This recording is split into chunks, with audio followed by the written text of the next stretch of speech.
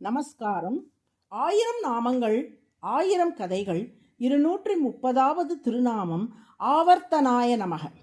திருநெல்வேலி மாவட்டம் ஆழ்வார் திருநகரியில் ஆதிநாத பெருமாள் சந்நிதிக்கு அருகிலுள்ள புளியமரப் பொந்தில் யோகத்தில் அமர்ந்திருந்த நம்மாழ்வாருக்கு திருமால் உயர்ந்த ஞானத்தையும் பக்தியையும் அருளி தனது வடிவழகையும் குணங்களையும் மேன்மையையும் காட்டினார்.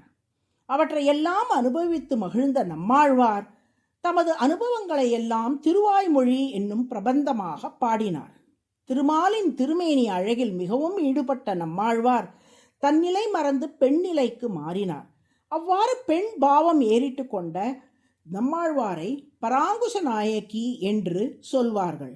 அந்த பராங்குஷ நாயகி நிலையில் நம்மாழ்வார் பாடிய பாலனாய் என தொடங்கும் பதிகத்தை பராசரபட்டர் என்னும் ஆச்சாரியர் தமது சீடரான நஞ்சீயருக்கு நாடக வடிவில் விளக்கி வந்தார்.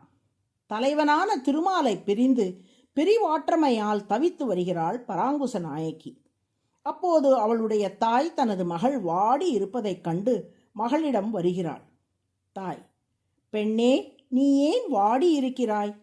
பராங்குஷ நாயகி: ஒன்றுமில்லை. தாய்: பொய் சொல்லாதே, நீ எதையோ நினைத்து ஏங்குகிறாய், அது என்ன? பராங்குஷ நாயகி: உன்னிடம் சொன்னால் மட்டும் என் வருத்தம் தீர்ந்து விடுமா? தாய்: உன் வருத்தத்தை தீர்ப்பதற்கு என்னால் இயன்றதை செய்கிறேன், சொல். பராங்குஷ நாயகி: எனக்கு துளசி வேண்டும். தாய்: இவ்வளவு தானே? நம் இல்லத்துக்கு அருகில் பெரிய துளசி வனமே இருக்கிறதே, உனக்கு துளசி கிடைக்க நான் ஏற்பாடு செய்கிறேன். பராங்குஷ நாயகி: எனக்கு இந்த துளசி வேண்டாம். அன்று ஊழி காலத்தில் ஆலிலை கண்ணனாக திருமால் தோன்றி 7 கடல்களையும் 7 மலைகளையும் 7 தீவுகளையும் அனைத்து உயிர்களையும் உண்டு தன் வயிற்றுக்குள் வைத்து காத்தாரல்லவா? அப்போது அந்த ஆலிலை கண்ணன் தனது திருவடிகளிலே துளசி மாலை அணிந்திருந்தார். அந்த துளசி மாலைத்தான் எனக்கு வேண்டும். தாய் திகைப்புடன்: ஊழிக்காலம் முடிந்து பற்பல யுகங்கள் ஆகிவிட்டனவே, அந்நாளில் திருமால் அணிந்த துளசியை எங்கு போய் தேடுவேன்? அது இந்நேரம் வாடியும் போயிருக்குமே. பராங்குஷ நாயகி: திருமாலை பிரிந்து தவிக்கும் எனது வாட்டத்தை போக்க வேண்டுமென்றால் ஊழிக்காலத்தில் அவன் அணிந்த துளசி மாலையை தவிர வேறு மருந்து இல்லை.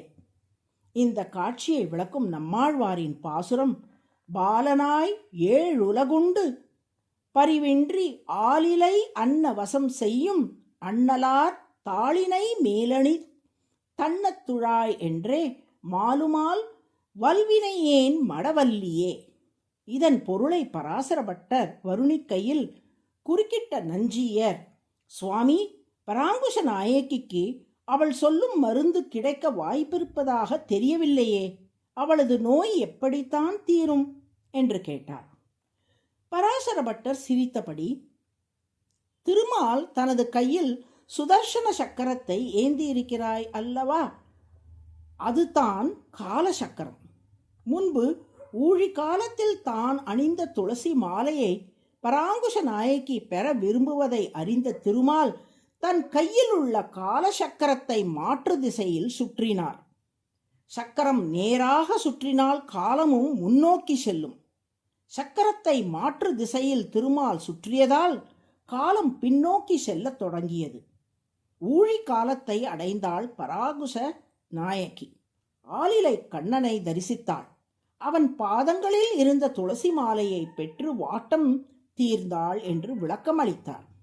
ஆவர்த்தன என்றால் சுழற்றுபவர் என்று பொருள். இடைவிடாது சுழலும் காலச்சக்கரத்தை தன் கட்டுப்பாட்டில் வைத்து சுழற்றி வருவதால் திருமால் ஆவர்த்தன என்று அழைக்கப்படுகிறார்.